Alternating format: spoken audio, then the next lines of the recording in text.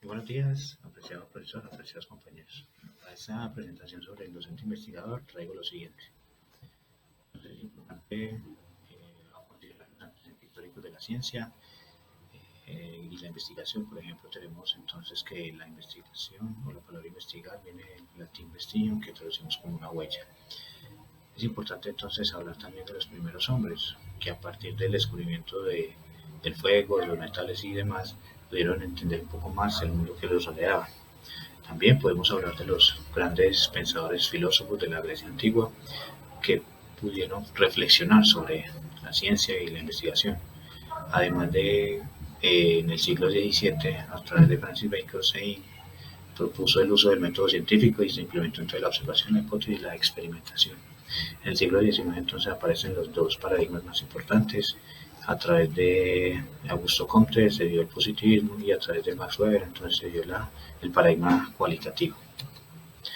Bueno, para hablar un poco de los valores de interés de la investigación, yo quiero entonces traer a colación estas reflexiones que se encuentran en Domingo Moratella, quien citó a Jonás, donde podemos apreciar lo importante que tiene que ver la ética y los valores en la investigación, recordando algunas situaciones terroríficas que ocurrieron en la Segunda Guerra Mundial, hechas por doctores, por ingenieros y demás. Entonces hay que recordar que la ciencia tiene una ética y debe tener un límite.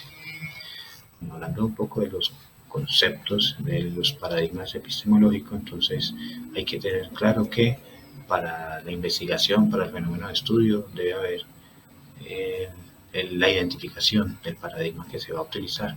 Entonces, en este caso podemos hablar de 4, según Guba y Lincoln. Entonces son positivismo, que está un poco relacionado con lo cuantitativo, el pospositivismo, que sufre una transformación a través del positivismo, la teoría crítica, que se ubica desde el contexto social y desde la liberación de algunas situaciones que han oprimido, y el constructivismo, que tiene un direccionamiento diferente a lo cuantitativo, entonces se preocupa más por el pensamiento, por las reflexiones y demás.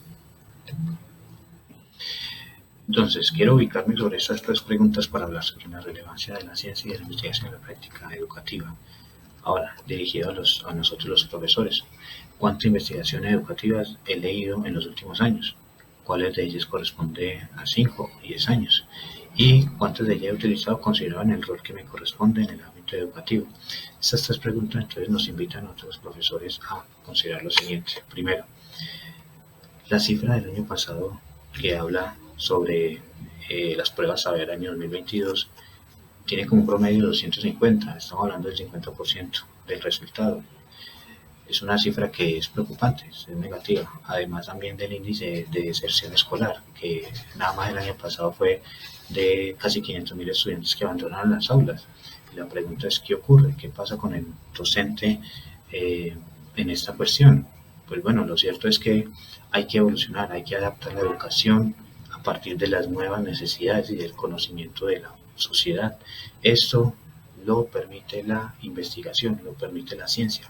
Por eso entonces los docentes, sobre todo de la educación básica y media, están llamados, casi obligados a investigar. Eso es algo que debe de proponerse especialmente desde el Estado, desde aquellos organismos que están consolidados para garantizar y para controlar la educación.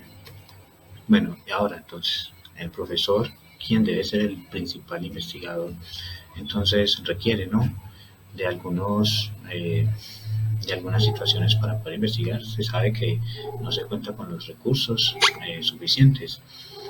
Hay que mejorar mucho la formación desde las universidades.